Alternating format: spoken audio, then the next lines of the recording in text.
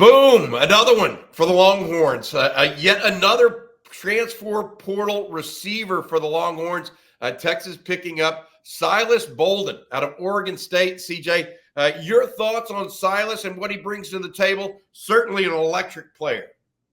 Absolutely. It's been a recurring theme with Sarkisian and his staff in this portal, especially at the wide receiver position, going out and getting as much talent and home run hitting ability as they can. Silas Bolden's another guy who, with the ball in his hands, can do a number of things, and finding the end zone is certainly one of them.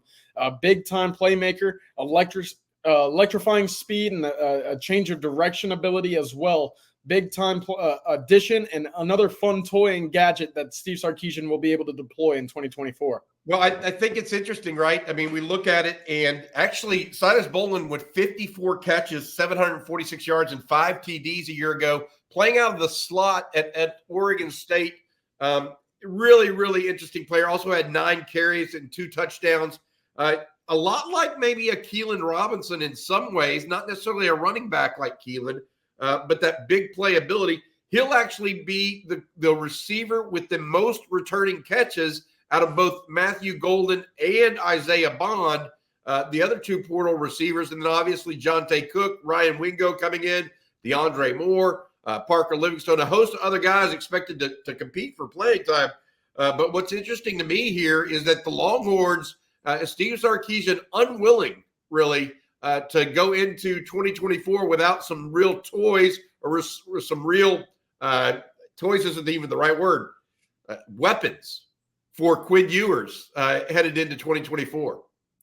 There's no stone unturned, and they're certainly not going in with any question marks at the wide receiver position. I think this is the approach that they had hoped to take, and we're certainly seeing it now. Texas is making sure that this is not going to be a weak point of the offense. Having lost Jatavian Sanders, Jordan Whittington, A.D. Mitchell, and Xavier Worthy, you're sitting there wondering who are going to be the playmakers. Well, we're certainly figuring it out via the portal, and I think that is a testament to Sarkisian instilling that his cabinet will never be dry at Texas, especially at the wide receiver spot. It's clearly a spot where these portalers are attracted to. The idea of playing for this Texas offense is something that very clearly is something at the top of their mind. And Sarkisian's doing a great job of making sure that he's walking into the SEC with, a stacked cabinet of weapons, of playmakers, and guys who can get the job done on the field.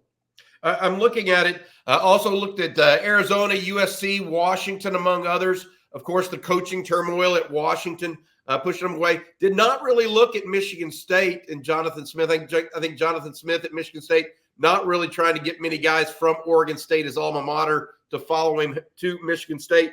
But this is a guy, if you watch his film, he also helps on punt returns and kick returns for Oregon State.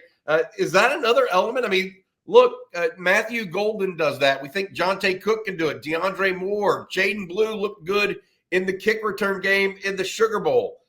Texas and Steve Sarkisian trying to find ways to make big plays. That's all what this seems like to me. I think you mentioned it earlier, Bobby, about Keelan Robinson and kind of the role that he was in at Texas, obviously in the return game, but you saw it at times whenever he was used out of the backfield as well. It felt like every time that he was around the football, big plays were occurring or touchdowns were being scored. And I see that again with Silas Bolden, kind of the mold and fit that he is likely to step into once he arrives on campus. But absolutely, in the return game specifically, Silas Bolden is a big-time playmaker. You get the ball in his hands, and that speed and ability to change direction will result in big-time plays for the Texas special teams unit and obviously offense.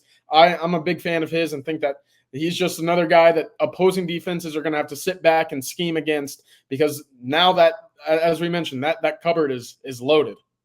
Well, he had almost 400 yards in kick returns this year. That's actually almost as much as Matthew Golden had 105 punt return yards this year.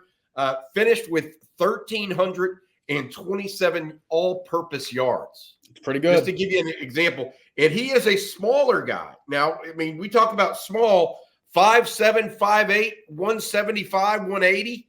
But Texas going into the SEC, do you think that the size is not going to matter? Or do you think that Sark is just willing to trade some of that for the ability to make plays in space? I think that's what we're seeing. I think Sarkisian's kind of trading some of that size that we've come to know with A.D. Mitchell and Jordan Whittington for the ability to get the ball and turn upfield or make a guy miss and get those extra yards after the catch. What's going to be interesting is kind of the current roster build at the receiver position. Aside from a true freshman, Ryan Wingo and Parker Livingstone, there's not a whole lot of big bodies in this room in its entirety. That's going to be interesting to watch around the line of scrimmage in terms of how the Texas wide receiving room is used blocking wise, because that was a big part of the Sarkisian offense. Almost 30% of Quinn Ewers' passes from 2023 go behind the line of scrimmage. They like getting the guys the ball in space. They like getting the wide receivers the ball where they can now maneuver around and use their playmaking ability to get down the field. Whereas obviously throwing the ball is down the field is obviously in the cards, but we see it very often. How many of these guys are going to be true blockers? How physical will they be? That'll be a question mark. But with these guys and their playmaking ability specifically, that is where Texas is leaning in terms of just getting guys on the field and letting them do their thing with the ball in their hands. Yep, I bring up the kick returns and punt returns. He only had 3 punt returns for a total of 97 yards, but he took 1 back for a score.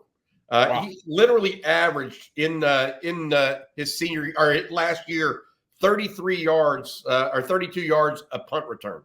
So 1 out of 3 times as a punt returner. 17 kick returns, averaging 23 yards a kick return. So maybe he is your punt returner next year. If nothing else, he's going to get an opportunity to do that. He's originally from Rancho Cucamonga, California, by the way, which is also Southern California. So that's another tie. Chris Jackson recruiting him, obviously the receivers coach from Texas. Chris Jackson, a Southern California, Orange County native himself. Steve Sarkisian has a tie out there as well, clearly. So as we look at this, it's really no surprise that Sark is kind of, and his receivers coach, Chris Jackson, tapping into their own roots. How does he fit along with the other guys in this piece? Like, we talked about Matthew Golden. We talked about Jonte Cook. We talked about Isaiah Bond now, the big-time player from Alabama that just committed. Does this feel like a different set of receivers as opposed to guys last year who had really predefined roles? A.D. Mitchell had to be an outside receiver. Jordan Whittington had to be a slot. You could move Xavier Worthy everywhere, but now it feels like these guys are all interchangeable, all versatile, and can kind of line up wherever. It certainly doesn't allow opposing defenses to hone in on specific approaches for each wide receiver. If you're able to sit back and use the versatility and similar skill sets for all of which, all of these wide receivers, now the playbook is completely open because there's not a single, well, we know, Jordan Whittington's not going to beat us deep. We know that A.D. Mitchell likely isn't the one receiving the screen up front. That's no longer the case with these guys.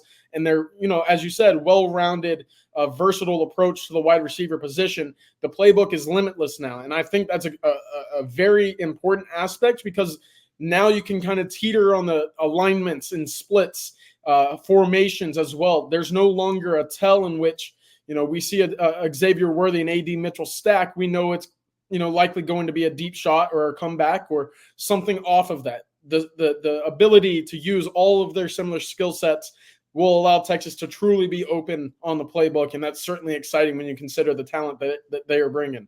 Open yet hidden, or how do I want to say it? It's not shown to the opponent based on where they line up as much. That's really the piece of it that I think is important. By the way, not just offered by Arizona, USC, Washington, also, but teams like Utah, Illinois, a host of other teams offered Silas Bolden. So this is don't underestimate this one because it's another arrow in the quiver, so to speak, for Steve Sarkisian and the Texas offense. All right, congratulations to Silas Bolden. Silas Bolden, you're a Longhorn, buddy.